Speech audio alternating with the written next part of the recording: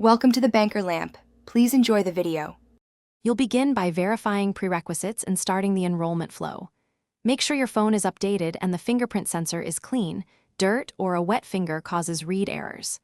Once done, open Settings, go to Biometrics or Security, then choose Add Fingerprint.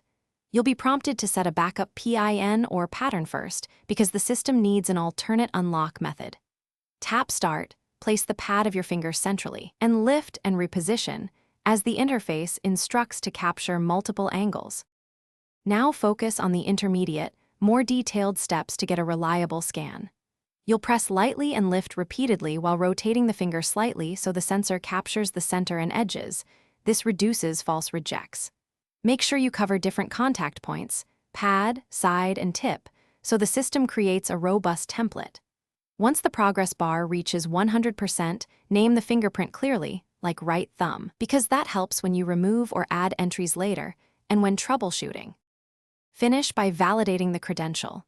Lock the phone and unlock it with the newly added fingerprint and test any payment or app unlock that uses biometrics. If it sometimes fails, enroll a second finger or redo the same finger with slightly different angles. More templates increase reliability. If you see repeated enrollment errors or reads fail, reboot the device, remove screen protector, then retry enrollment. This simple sequence resolves most sensor issues and restores consistent performance. Thanks for watching. If this was helpful, leave a like and consider subscribing. See you next time.